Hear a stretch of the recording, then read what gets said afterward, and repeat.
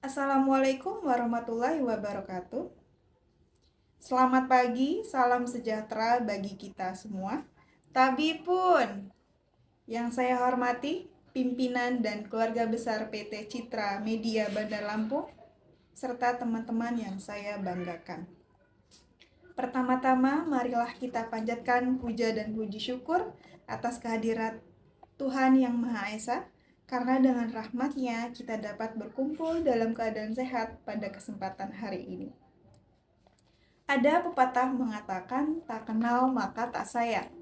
Jadi kalau mau sayang, kita kenalan. Asik. Nanti kalau sudah sayang, jadi rindu.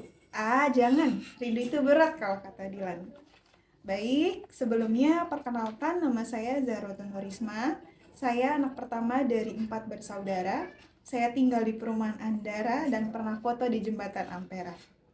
Saya ingin mengucapkan terima kasih pada kesempatan hari ini untuk menyampaikan pidato dengan tema dampak media sosial dalam hubungan interpersonal di kalangan milenial. Sebelum masuk ke pembahasan inti, saya ingin bertanya kepada audiens semua. Siapa di sini yang ketika bangun tidur, hal pertama yang dilakukan adalah mengecek handphone? Ayo. Atau membalas pesan lebih cepat di Instagram atau WhatsApp dibanding mengobrol secara langsung. Ayo. Wah, banyak ya yang mengacukan tangan. Nah, jadi tanpa kita sadari, itulah kehidupan kita para millennials.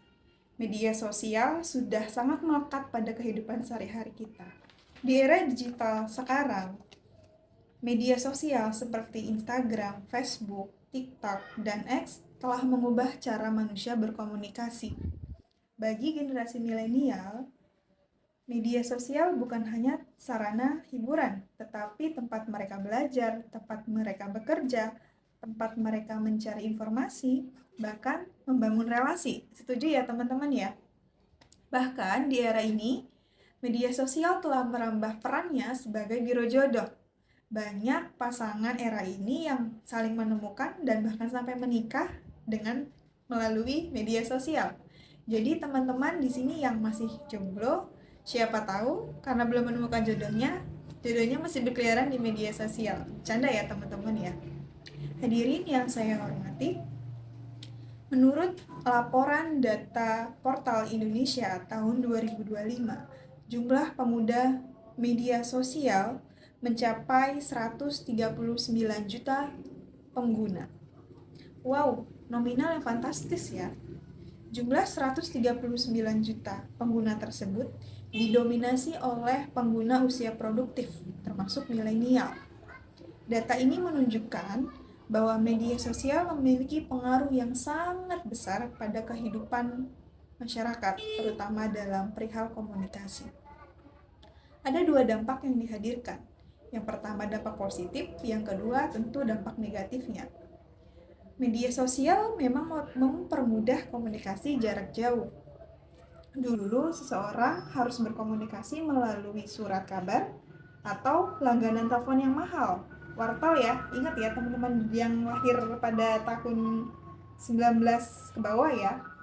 Sekarang cukup dengan 1 klik kita dapat terhubung dengan keluarga, sahabat, saudara, dimanapun kita berada. Selain itu, media sosial juga membantu memperluas jaringan pertemanan secara profesional. Selain itu, media sosial juga seringkali menyebabkan kesalahpahaman komunikasi. Ketika kita berkomunikasi lewat media sosial, kita tidak dapat melihat intonasi ekspresi wajah secara langsung. Akibatnya, pesan yang sebenarnya bercanda bisa kita anggap serius, atau seseorang yang ingin berkomentar kita menganggapnya adalah menyerang.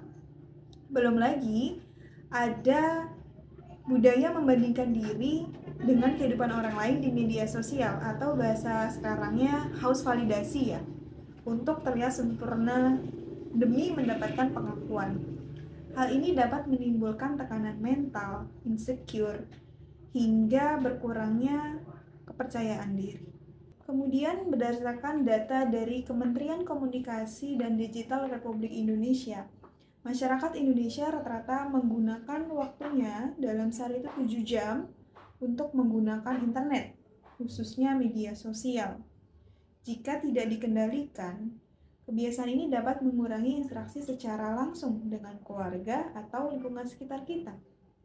Hadirin yang saya hormati, lalu strategi apa yang harus kita lakukan?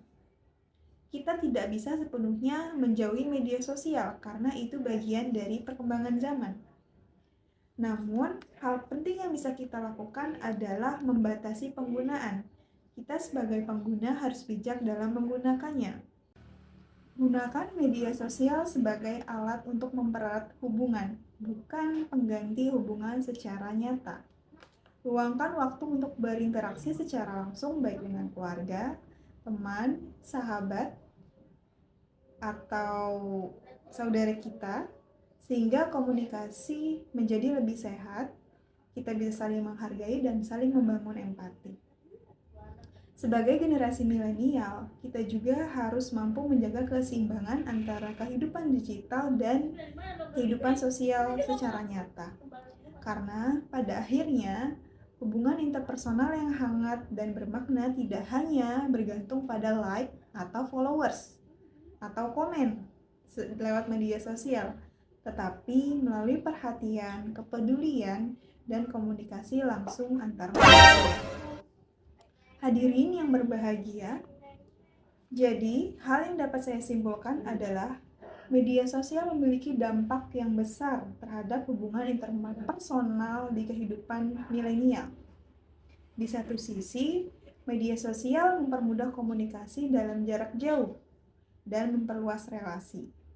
Namun, di sisi lain, pengguna yang berlebihan dapat mengurangi kualitas interaksi secara langsung, menimbulkan kesalahpahaman, bahkan mempengaruhi kesehatan mental. Harapan saya, semoga kita bisa menjadi pengguna media sosial yang cerdas, bijak, dan bertanggung jawab.